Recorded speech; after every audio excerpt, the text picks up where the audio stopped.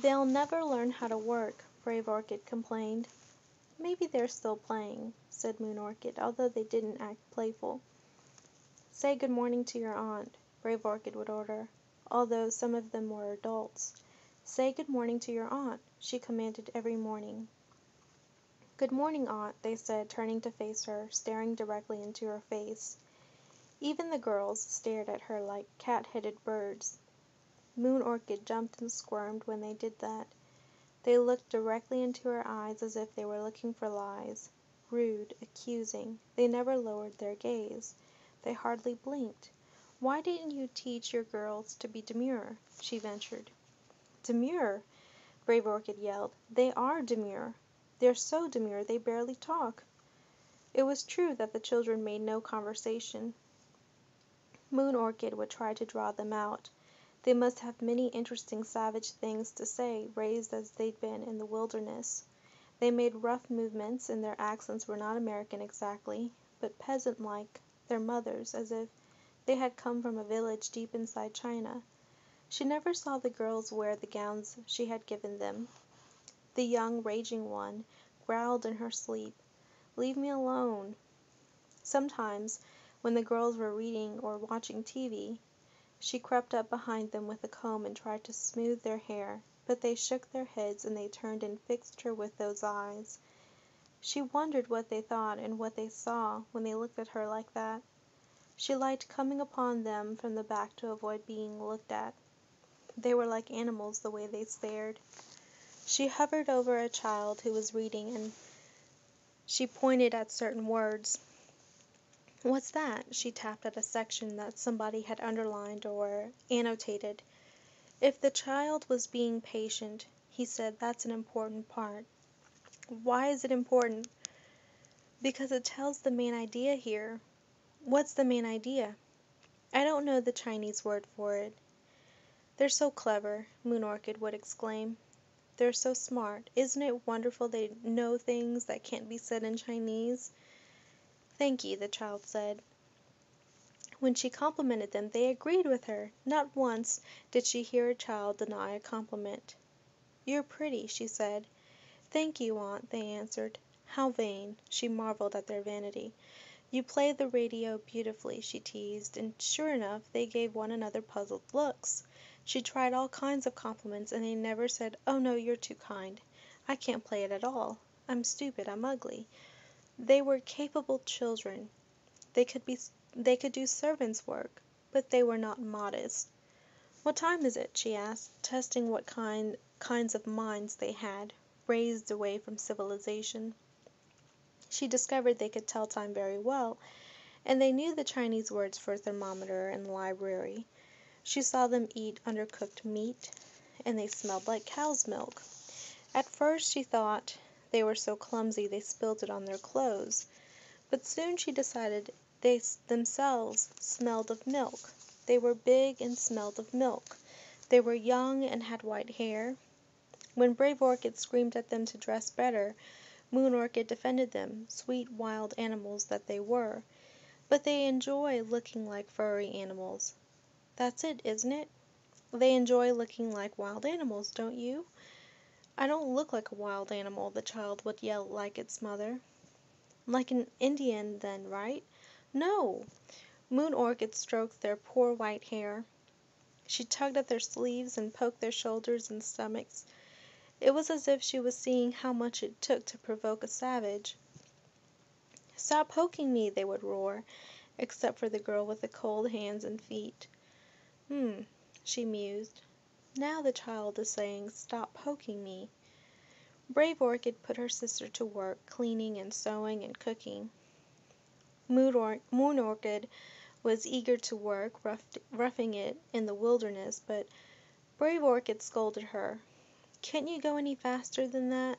It infuriated Brave Orchid that her sister held up each dish between thumb and forefinger, squirted detergent on the back and front, and ran water without plugging up the drain.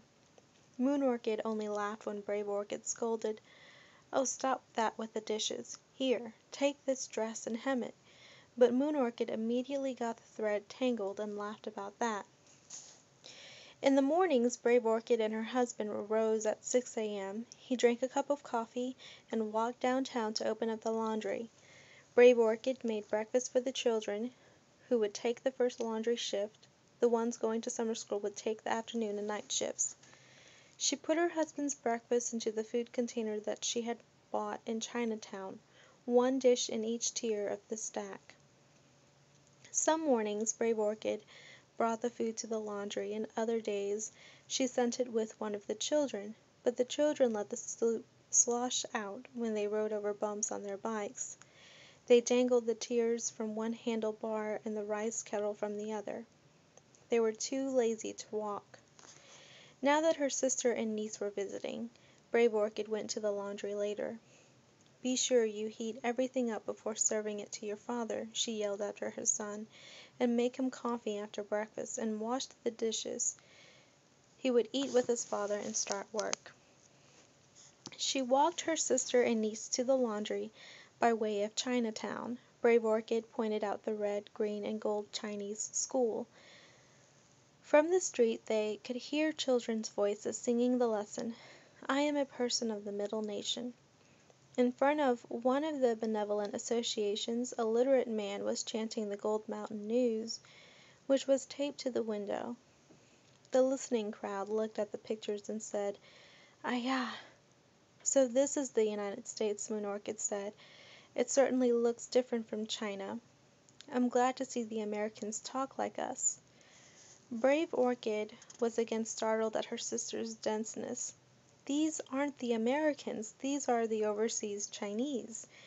By the time they got to the laundry, the boiler was screaming hot and the machines were ready. "Don't touch or lean against any machine," Brave Orchid warned her sister. "Your skin would fry and peel off." In the midst of the presses stood the sleeve machine, looking like twin silver spaceships. Brave Orchid's husband fitted the shirt sleeves over it with a karate chop between the shoulder blades. "You mustn't back into that," said Brave Orchid. "You should start off with an easy job," she said. But all the jobs seemed hard for Moon Orchid, who was wearing stockings and dress shoes and a suit. The buttons on the presses seemed too complicated for her to push, and what if she caught her hands or her head inside a press? She was already playing with the water jets dancing on springs from the ceiling.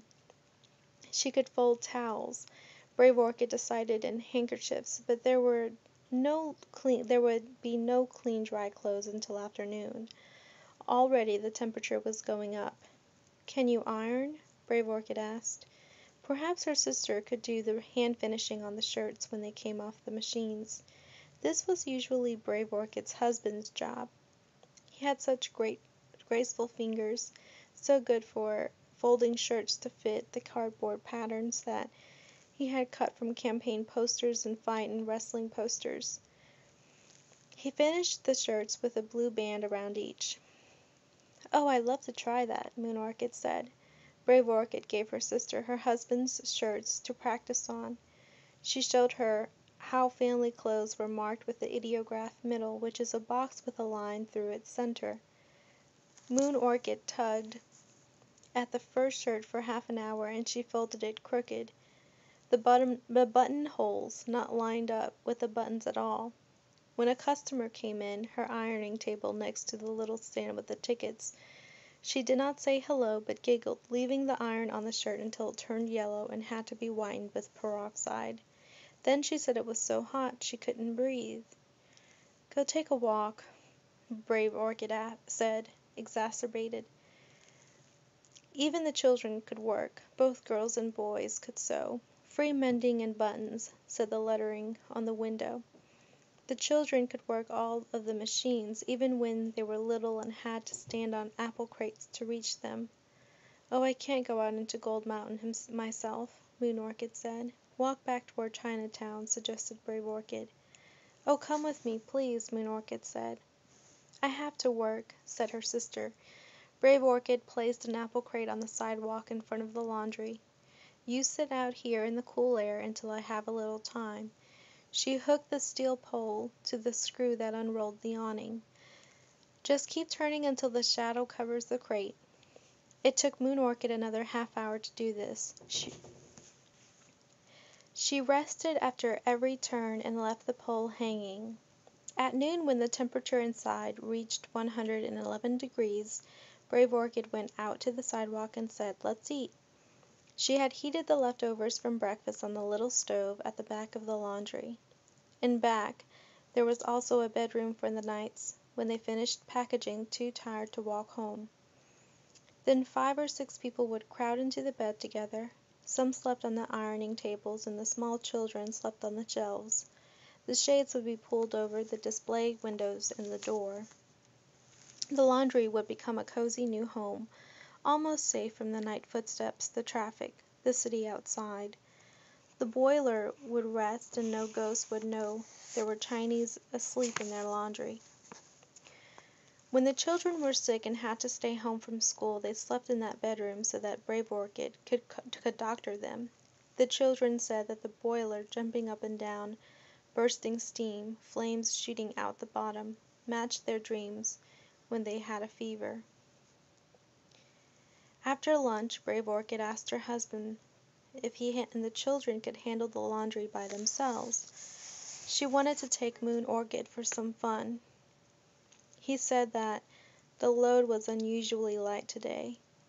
The sisters walked back to Chinatown.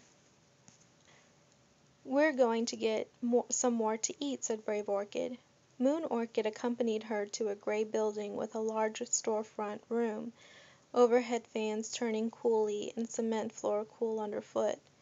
Women at round tables were eating black seaweed gelatin and talking. They poured Caro syrup on top of the black, quivering mass. Brave Orchid seated Moon Orchid and dramatically introduced her. "This is my sister who has come to Gold Mound to reclaim her husband." Many of the women were fellow villagers, others might as well have been villagers together so long in California. "Marvelous.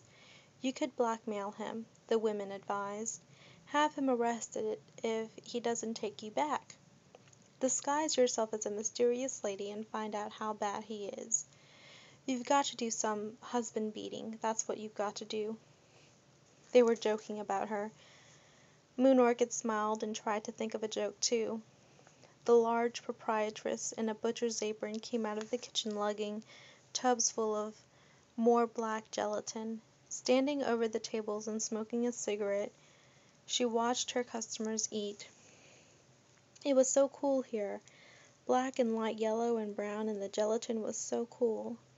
The door was open to the street, no passers-by but Chinese, though at the windows the Venetian blinds slitted the sunlight as if everyone were hiding. Between helpings, the women sat back, waving fans made out of silk, paper, sandalwood, and pandanus fronds. They were like rich women in China with nothing to do.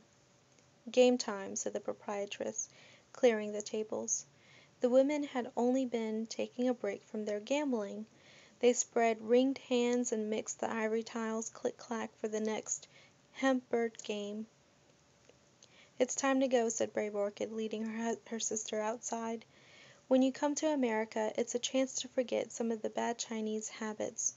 A person could get up one day from the gambling table and find her life over." The gambling women were already caught up in their game, calling out goodbyes to the sisters. They walked past the vegetable, fish, and meat markets, not as abundant as in Canton, the carp not as red, the turtles not as old, and entered the cigar and seed shop. Brave Orchid filled her sister's thin hands with carrot candy, melon candy, and sheets of beef jerky. Business was carried out at one end of the shop, which was long and had benches against 2 walls. Rows of men sat smoking. Some of them stopped gurgling on their silver or bamboo water pipes to greet the sisters. Moon Orchid remembered many of them from the village. The cigar store owner, who looked like a camel, welcomed her. When Brave Orchid's children were young, they thought he was the old man of the north, Santa Claus. As they walked back to the laundry, Brave Orchid showed her sister where to buy the various groceries and how to avoid Skid Row. "On days when you are not feeling safe, walk around it.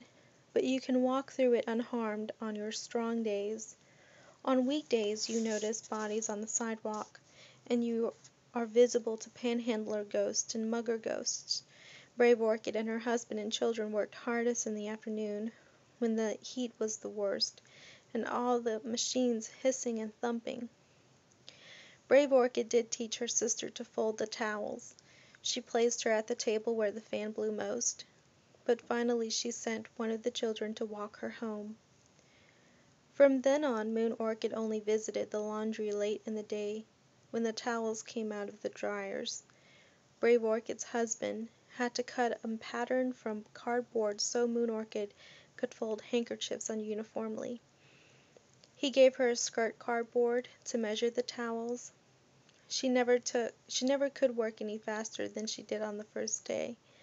The summer days passed while they talked about going to find Moon Orchid's husband. She felt she accomplished a great deal by folding towels. She spent the evening observing the children. She liked to figure them out. She described them loud. Now they're studying again. They read so much. Is it because they have enormous quantities to learn and they're trying not to be savages? He is picking up his pencil and tapping it on the desk. Then he opens his book to page 168. His eyes begin to read. His eyes go back and forth. They go from left to right, from left to right. This makes her laugh. How wondrous, eyes reading back and forth. Now he's writing his thoughts down. What's that thought? She asked, pointing. She followed her nieces and nephews about. She bent over them. Now she is taking a machine off the shelf. She attaches 2 metal spiders to it. She plugs in the cord. She cracks the egg against the rim and pours the yolk and white out of the shell into the bowl. She presses a button and the spiders spin the eggs. What are you making? Aunt, please take your finger out of the batter. She says, Aunt, please take your finger out of the batter, Moon Orchid repeated as she turned to follow another niece walking through the kitchen. Now what's this one doing? Why, she's sewing a dress. She's going to try it on. Moon Orchid would walk right into the children's rooms while they were dressing. Now she must be looking over her costumes to see which one to wear. Moon Orchid pulled out a dress. This is nice, she suggested. Look at all the colors. No, Aunt, that's the kind of dress for a party. I'm going to school now. Oh, she's going to school now. She's choosing a plain blue dress. She's picking up her comb and brush and shoes, and she's going to lock herself up in the bathroom. They dress in bathrooms here. She pressed her ear against the door. She's brushing her teeth. Now she's coming out of the bathroom. She's wearing the blue dress and a white sweater. She combed her hair and washed her face. She looks in the refrigerator and is arranging things between slices of bread. She's putting an orange and cookies in a bag. Today she's taking her green book and her blue book, and tablets and pencils.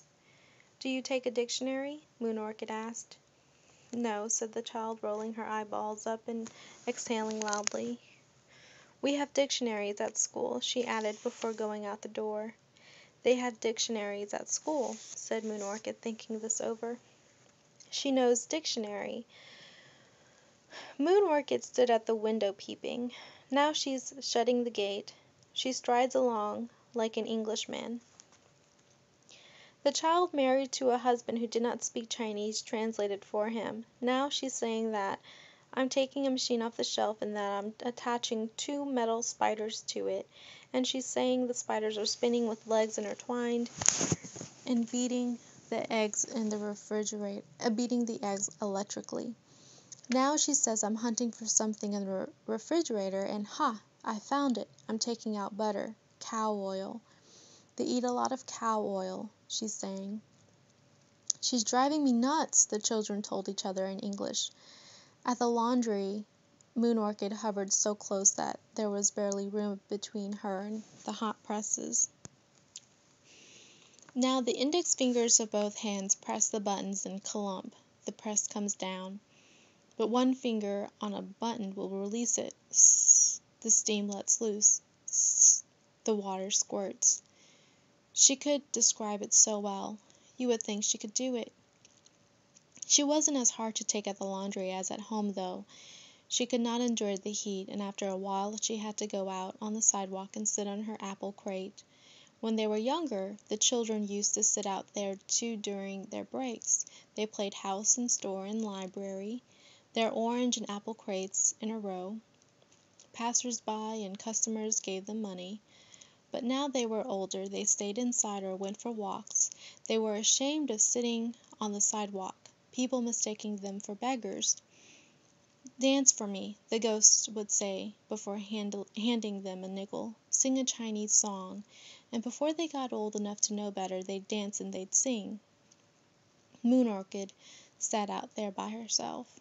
Whenever Brave Orchid thought of it, which was every day, she said, "Are you ready to go see your husband and claim what is yours?" "Not today, but soon," Moon Orchid would reply. But one day in the middle of summer, Moon Orchid's daughter said, "I have to return to my family. I promised my husband and children I'd only be gone a few weeks. I should return this week." Moon Orchid's daughter lived in Los Angeles. "Good!" Brave Orchid exclaimed. "We'll all go to Los Angeles. You return to your husband and your mother returns to hers.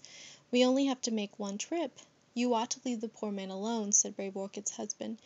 "Leave him out of women's business." "When your father lived in China," Brave Orchid told the children, "he refused to eat pastries because he didn't want to eat the dirt the women kneaded from between their fingers." "But I'm happy here with you and all your children," Moon Orchid said. "I want to see how this girl's sewing turns out. I want to see your son come back from Vietnam. I want to see if this one gets good grades. There's so much to do." "We're leaving on Friday," said Brave Orchid. "I'm going to escort you and you will arrive safely." On Friday Brave Orchid put on her dress-up clothes, which she wore only a few times during the year. Moon Orchid wore the same kind of clothes she wore every day, and was dressed up. Brave Orchid told her oldest son he had to arrive.